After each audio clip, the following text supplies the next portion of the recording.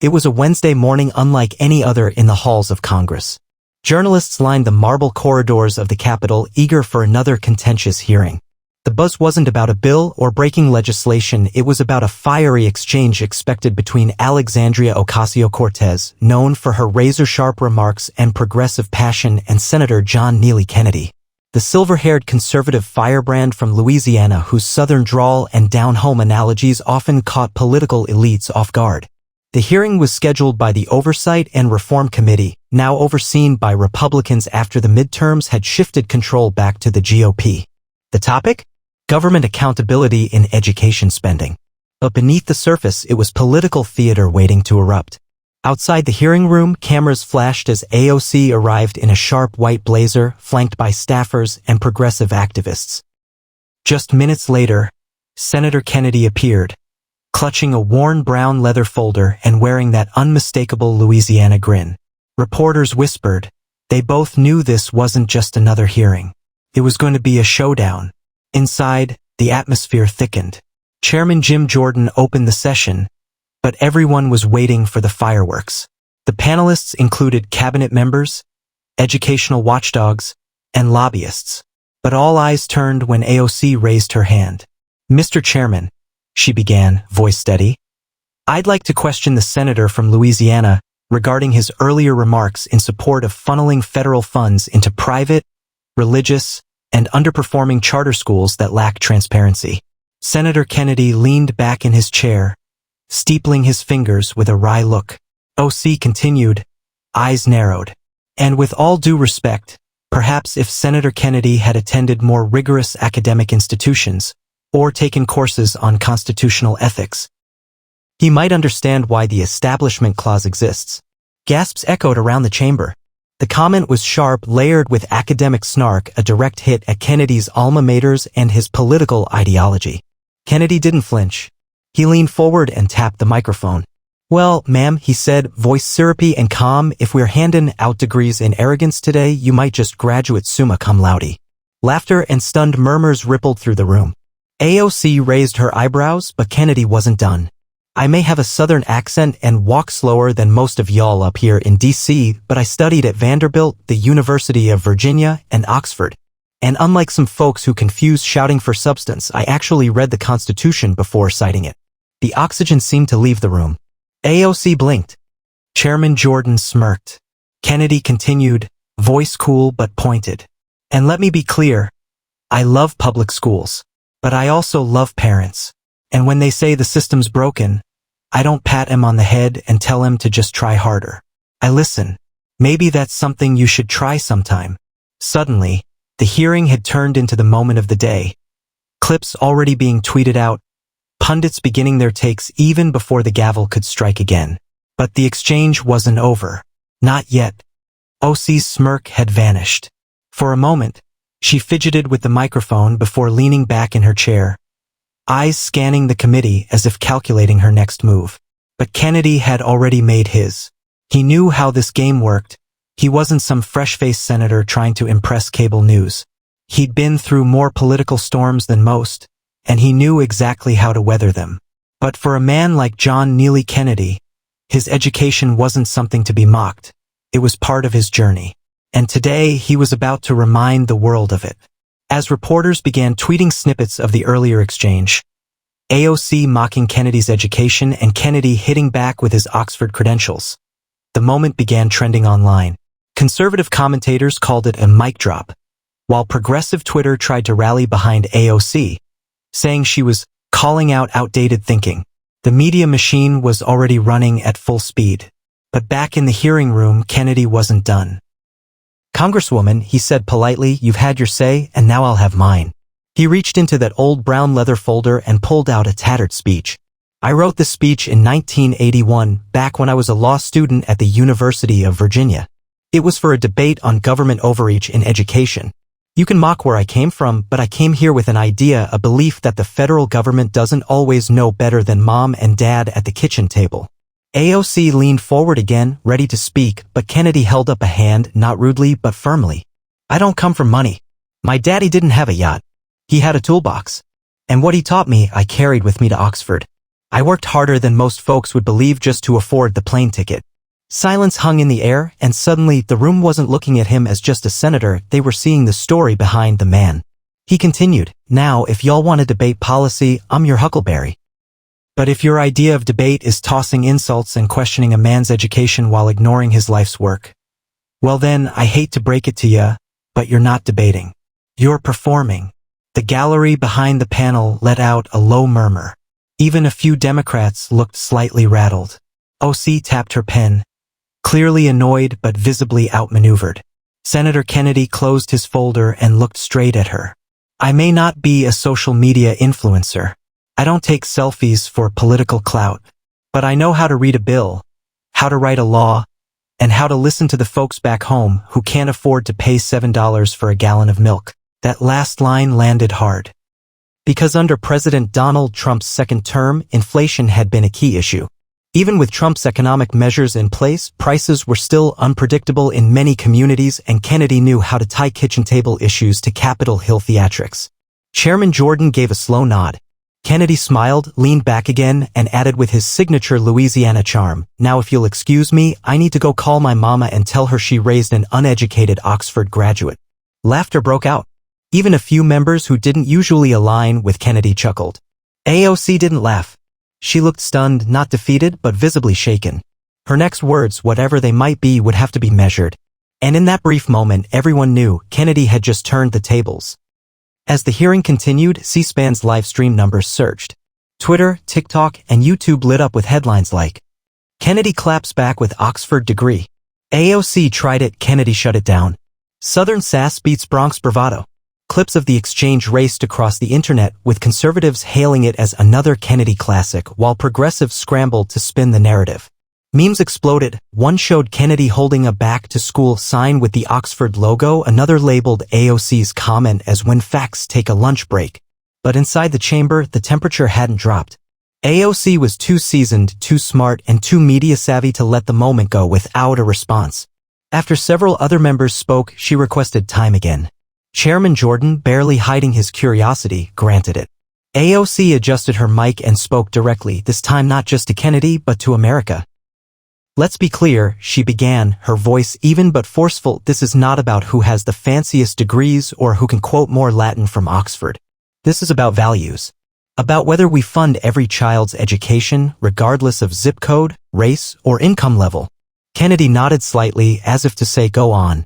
"But since we're bringing up backgrounds," she continued, "I didn't grow up with elite connections either. I worked in restaurants to help my mother. I studied hard too. And yes, I may be on social media, but that's because it's how young people are finally being heard after generations of silence in this very building." Applause broke out from the gallery, mostly progressive interns and aides, but it was enough to give her a visible boost. "I'm not here to perform," AOC said, eyes flashing. "I'm here because I believe no kid in America should have their future decided by how much their parents make or how charming their senator is." A few chuckles came from the left side of the aisle, but Kennedy didn't flinch.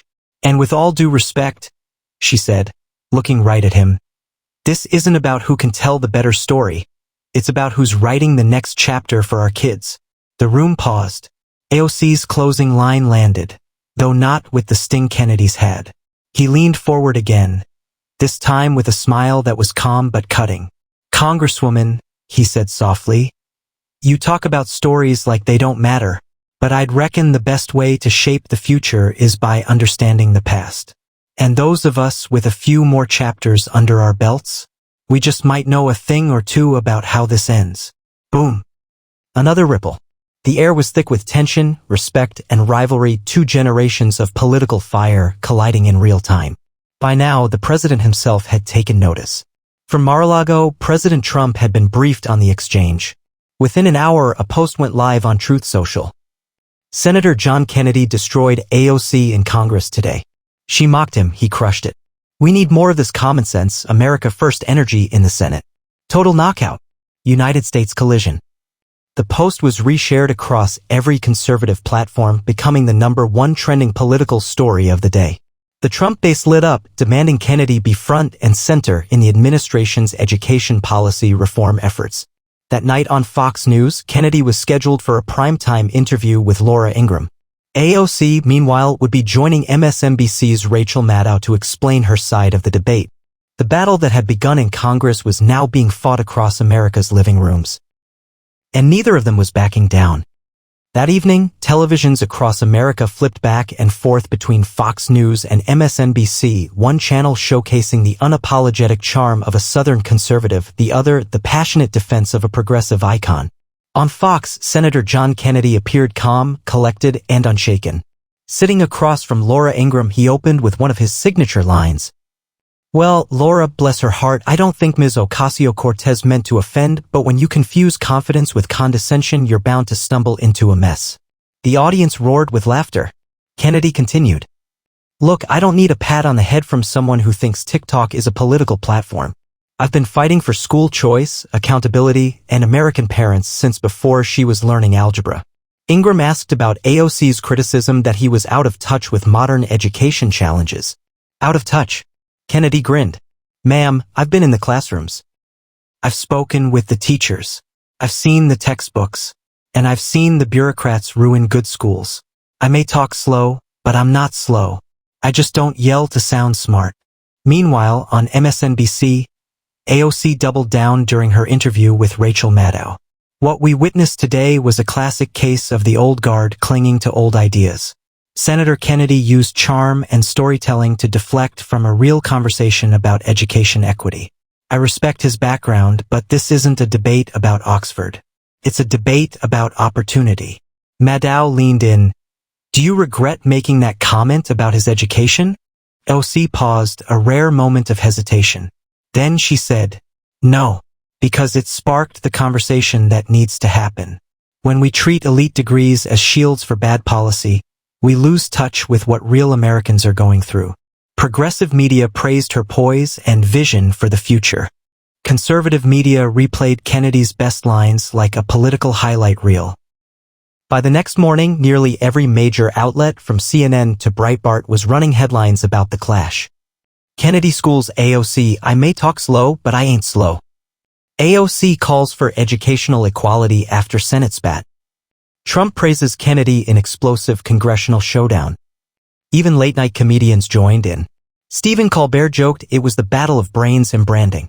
Kennedy brought a folder, AOC brought the internet. But beneath the headlines, something else was brewing.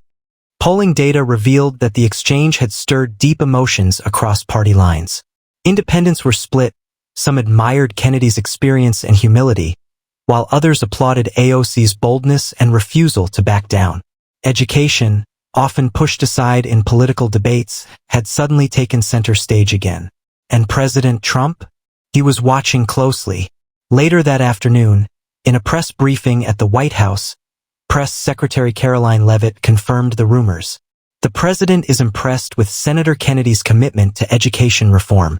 The administration is now exploring a possible cabinet-level role for the senator in advising federal school policy moving forward. The room exploded in chatter. Kennedy hadn't asked for that. He didn't even know it was coming. But the idea of a Trump-Kennedy education initiative lit up conservative America and put the spotlight back on the original moment in that committee room. AOC, for her part, posted a video from her district in the Bronx, standing in front of a public school with broken windows and peeling paint. "This is why I fight. This is what they don't show you in fancy speeches or Senate hearings. Our kids deserve better than lectures and legacy admissions, they deserve justice." The culture war had turned into an education war, and America was watching every move. The country had watched the war of words unfold in real time. It had started as a fiery exchange in a congressional hearing and had evolved into a national referendum on two very different visions for America's future. In the days that followed, John Kennedy returned to Louisiana, where he was welcomed like a hero. A town hall in Baton Rouge drew record crowds. Local reporters couldn't get enough of him, especially now that he was being floated as a possible education czar under President Trump's second term. Standing before a crowd of farmers, teachers, pastors, and small business owners, Kennedy did what he did best, talked straight. "Now I know y'all saw what happened up there in D.C. That young lady, Ms. Ocasio-Cortez, she's passionate, no doubt. But passion without wisdom is like a shotgun with no sights. You'll make noise, but you won't hit nothing. The audience roared with applause. "We don't need more tweets. We need textbooks. We don't need viral moments, we need vision. Across the country, AOC was hosting her own rally in Queens. Unlike Kennedy's southern roots and rustic charm, her crowd was filled with Gen Z students, progressive educators, and union leaders. Standing before the backdrop of a public school still awaiting federal renovation funds, she addressed her audience. Senator Kennedy says we don't need tweets. But those tweets? They're how marginalized voices finally get heard. He talks about textbooks, I talk about the kids who don't have them. Cheers erupted. This isn't about one senator and one congresswoman. It's about the soul of American education.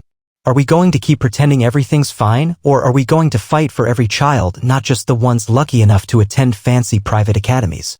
The country was split, lines drawn not just by party but by generation, geography, and grit. Cable news ran wall-to-wall coverage for days. Conservative hosts painted Kennedy as the new moral compass of the Senate. Liberals held up AOC as the future of American leadership. TikTok creators broke down every frame of their interaction. Hashtags like hashtag Kennedy owned AOC and hashtag AOC fights for kids trended for a week. Meanwhile, President Trump, never one to miss an opportunity, called both names into a meeting at the White House. It was a bold move and a risky one. AOC arrived in a navy blazer, her demeanor calm but focused.